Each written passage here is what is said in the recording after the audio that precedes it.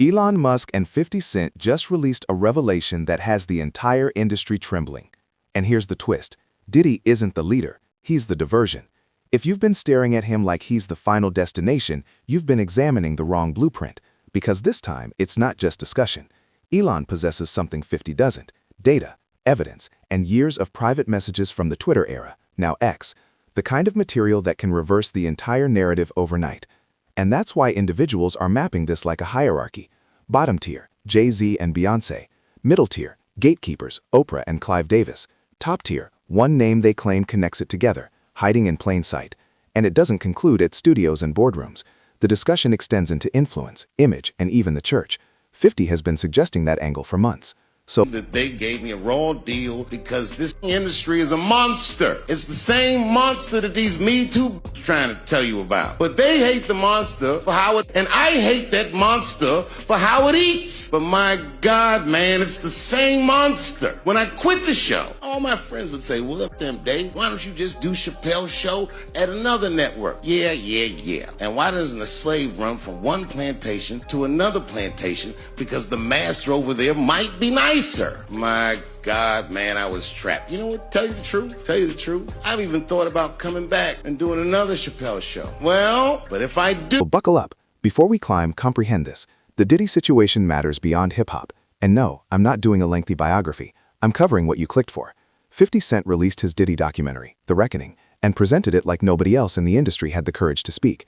His point was straightforward. Silence makes the whole culture appear complicit. So he stepped into it. Now here's where it gets darker. One of the biggest claims circulating is that Diddy allegedly had a massive number of hidden cameras in his residence, hundreds recording what occurred at those after-hours gatherings. Commentators like Jaguar Wright and Gene Deal discuss it like it wasn't just for entertainment. They frame it as leverage, footage, as insurance, a system that keeps individuals obedient without ever needing to say a word. And now the rumor is those recordings are being quietly moved around, with big names panicking.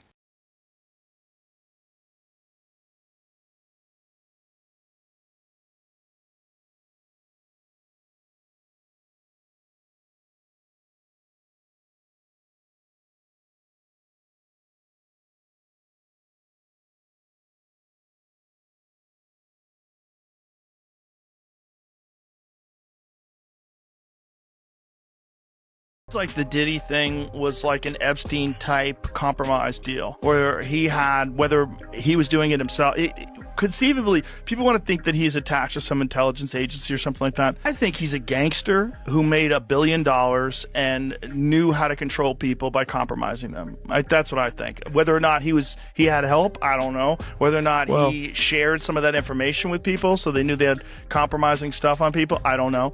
But clearly he was doing it for his own jollies too. There was something sick about it. Yeah. I mean, and the thing is that people in the music and entertainment industry had to know that Diddy was like abusing, kids basically. And yet they still fed him kids. And like, where's the accountability? There had to be rumors. There had to be. They had to know. Yeah. They had to know. Cat Williams was talking about it on exactly. Yeah, on that podcast. But like who's feeding him the kids, Right. Yeah. And what videos do they have of these people where they're willing to defend him and they're willing to keep quiet about all this? Like how many people were compromised? Yeah. The whole thing is fucking crazy. Crazy. It's just crazy when because the nutty conspiracy theories is like, oh, there's a bunch of pedophiles in Hollywood, and you're like, come on, that sounds too kooky. And then you see like the Nickelodeon thing and all these. You're like, so why does Elon Musk change the equation? Because Elon owns X, and that means he sits at the top of a platform holding years of private conversations between celebrities, politicians, and power players. When Elon sat down with Joe Rogan, he didn't just hint. He called out the gap between what individuals say publicly and what they didn't say when it mattered. He brought up Jennifer Lopez, not as a politics debate, as a credibility test. If you were that close back then, where was the warning? Where was the alarm? And he implied the answer was nowhere. That moment ignited the internet because it forces one uncomfortable question. If someone was that close and never spoke up, what does that mean? Either they didn't know, which many... Does Jay-Z sit down with Gayle King and she not ask him one question about the intersection between him and Aaliyah and Robert Kelly? This is insane that people keep refusing. I've been screaming, not just Diddy, but Diddy and Jay-Z are monsters. Harvey Weinstein, Jeffrey Epstein, Robert Kelly, Sean Combs have one person in common professionally and privately. Sean Carter. This has been a fist of tyranny that has been punching through. That changes now, Sean. You have no choice. That Dream Hampton was being financed and ran by Sean Carter. They were able to go and get all of these witnesses because he was there with Robert. Individuals find hard to believe, or they knew something and stayed quiet. And if they stayed quiet, the next question is obvious. Why? Fear, loyalty, image, or protection? And if so, protection of whom? Now, let's climb. Level 1 is Jay-Z and Beyoncé. And yeah, you might be thinking, only level 1? Just wait. Jaguar Wright did an interview with Piers Morgan and made claims she wasn't supposed to make about Jay-Z, Diddy, and how deep the connections extend. Individuals then started saying the episode got pulled fast, wiped, buried, hard to locate. She also raised a question that's been floating for years.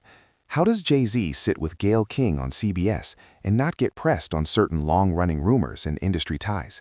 She used heavy language, calling Diddy and Jay-Z monsters, describing their influence like it's been crushing the industry for. Think about this. Sean Carter is responsible for enacting Hype Williams to put Aaliyah on a faulty plane, to move her out the way as punishment for rejecting him, and so he could level up Beyonce, who was struggling. Let's just say allegedly that happened. Now I want you to think about 106th and Park with Mary J. Blige. Free, who is a victim of Sean Carter. Yeah. Mary J. Blige, who is a victim of Sean Combs, are sitting there talking about the death of Aaliyah amongst each other. Think about that. You got a Diddy victim, you got a Jay-Z victim, and you got a superstar gone. They know what happened, and yet they had to sit there and have that conversation like they didn't know who did it. Decades. Then comes the Aaliyah theory that refuses to die. Jaguar went further than most, claiming Jay-Z had a role in getting Aaliyah on that plane, framing it as personal and tied to who benefited afterward. None of this is proven, but it keeps resurfacing because Jay-Z has never directly addressed it. And online, That's suing Tony Busby. Spiro is a partner, and Alex Spiro is Jay-Z's personal lawyer. Oh, so it's probably Jay-Z then that's doing the suing. Of course they've used Kevin's name, but it ain't Kevin. Why is Alex Spiro popping up everywhere? What do you think is going on in Hollywood right now? What are you hearing? Because I'm hearing mass panic. Mass panic. So because no one's talking publicly. No, they can't. That's why they came up with the story. Well, you know, there's a party inside the Diddy party. And I went to the first party, but I left early. I never made it to Diddy After Dark. There were public relations teams right after Diddy got arrested, running around telling everyone to say that. Of course. The question is this. If all you went to was the first party and you didn't know anything about the After Dark, why would you say, I left early? Why wouldn't you just say you left when the party ended? Exactly. Because how would you know that there was another party if you weren't informed? Exactly. If you went to the Diddy party and nothing happened and it was the first party, your speech wouldn't be, oh, well, I only went to the first party. Right. I didn't go to the after party. You wouldn't say that because you wouldn't have known about it. You would say, I don't know what anybody's talking about. I went to Diddy's party. It was a white party. It was dancing. It was wild. But at the end, we all went home. Right. That's not what y'all are saying. Nope. You're saying, I didn't go to the second party. I only went to the first. The only thing you're proving is that you're hiding being there. Yeah. Because you wouldn't have known about it. Exactly. Silence doesn't read neutral. It reads like a choice. Then another detail made individuals side-eye everything. When Diddy got charged and lawsuits started stacking up, one name instantly raised eyebrows. Alex Spiro, Jay-Z's personal lawyer. Reports say he started appearing around the Diddy legal orbit, and individuals ask the obvious question, why is Jay-Z's attorney suddenly showing up here? That's concerning. The theory is straightforward. Control the narrative before more names get dragged into the light. Because if Diddy ever talks, a lot of powerful individuals could throw down with him. And that's why the conversation keeps circling Jay-Z's rise. You can't bring up that era without Big L. Big L helped open doors early, connected Jay to Dame Dash, and negotiations were reportedly moving for Big L and his people. Then, just days after those talks started, Big L was killed in a drive-by in Harlem.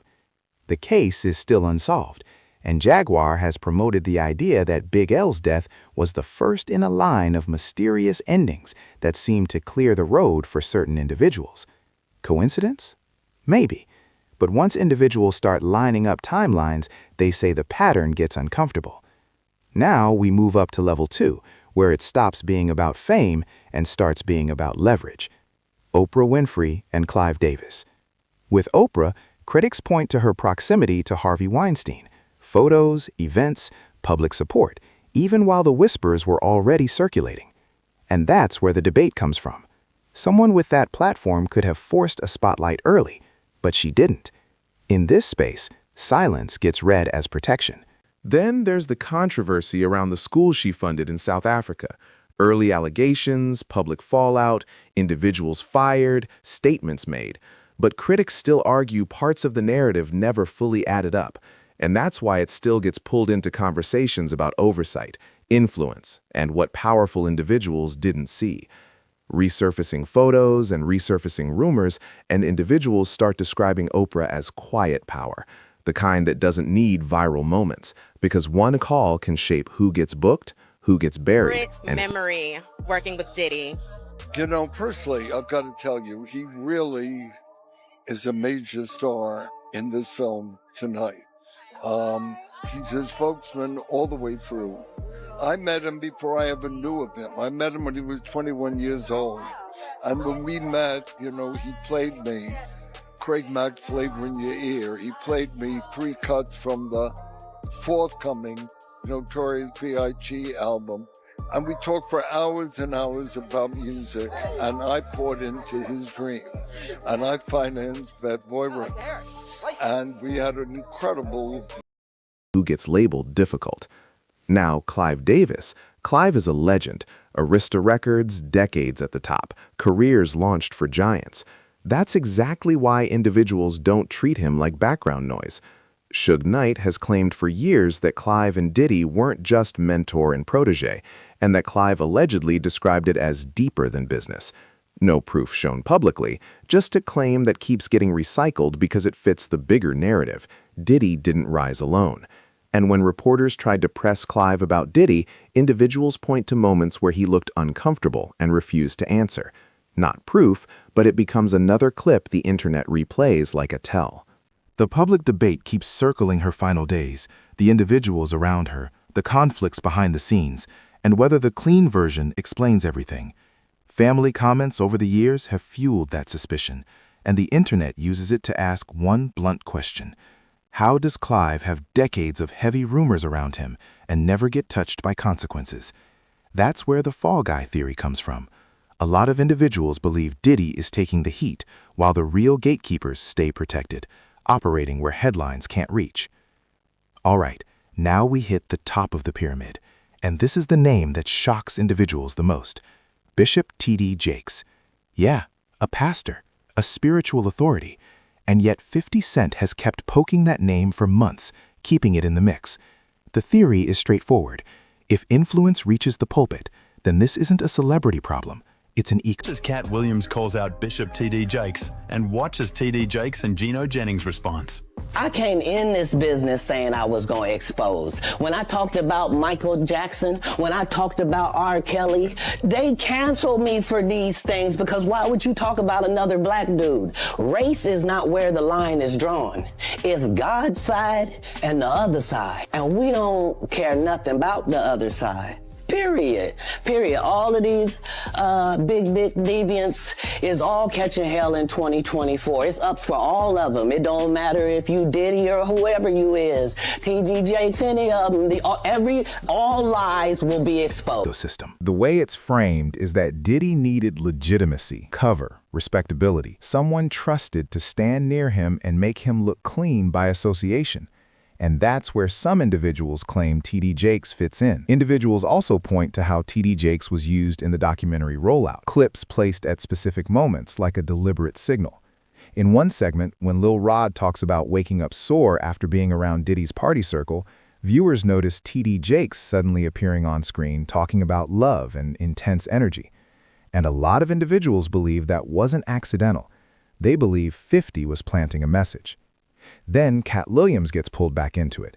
He said 2020 Jakes was at a Diddy party. There could only be two reasons: money or sex. That's all that happens at Diddy parties: money and sex. Cassie has turned over substantial amounts of evidence to the feds. I'm told that after Cassie had a long conversation with Blank, I have to protect this person. They're going through a lot right now. And her lawyers, she finally was convinced to give up the videotape. 4 would be the year everything gets exposed, no matter who you are, and the internet treated it like a forecast. And when T.D. Jakes was confronted about the Diddy allegations, his response is what made it go nuclear. He didn't give a clean denial. He said, keep it moving. Then he added something individuals took as controversial. Even if it was true, he could repent. Power to cover sins. And then he said he didn't even have to repent about this. That's why it exploded. Because to the public, it didn't sound like innocence. It sounded like deflection. Jaguar Wright poured gasoline on it.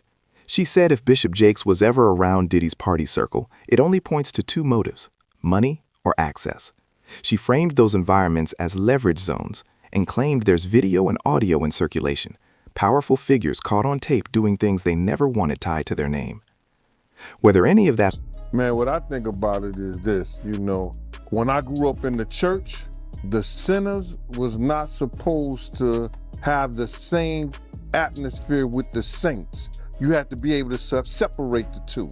So I'm looking at him as a saint going to a party that ain't nothing but sin. Drinking, maybe fornication, man on man, woman on woman, he on she. But maybe he there to lay some hands on somebody. Maybe he there to save some souls. I know he got a contract with Revolt, so I'm just like, it's just real strange that he would be found at any kind of Diddy party or any kind of place with Diddy unless it's in a business atmosphere. So why do you think he was going to these parties? I think that he's going to the Diddy parties, bruh. If he's going, well, we know he's going to the Diddy parties, and I know that I know what usually happens at the Diddy party, or what we told us happened at the Diddy parties. Maybe he needs to see it for himself, man. Maybe he needs to go there and really be involved in some things that could help save some individuals while they going to those parties. Holds up is another question. But once the public believes receipts exist, the fear isn't the rumor, it's the possibility of footage. Jaguar went further, saying multiple men have come forward with stories that, in their view, connect Jakes to that world. No proof shown publicly, just claims, alleged accounts, and insiders saying legal moves are happening behind the scenes. And it keeps spreading because it matches the same pattern individuals have been screaming about the whole time. Power protects power until it can't. Then Gene Deal added his angle. He questioned why a religious leader would even be in proximity to parties individuals describe as anything but clean. He said it's hard to explain that presence unless you're either endorsing the environment or participating in it. And he hinted he's heard tapes may surface, and when they do, the conversation won't be speculation anymore. And that's the real threat hanging over everything right now. Not opinions, not debates, proof. Now, widen the lens, because this doesn't stop at one industry. When Elon Musk sat down with Joe Rogan, they weren't just talking celebrity headlines. They were talking power networks, why high-level names move the way they move. Elon's framing wasn't policy, it was fear. Fear of exposure, fear of what happens if the wrong doors open.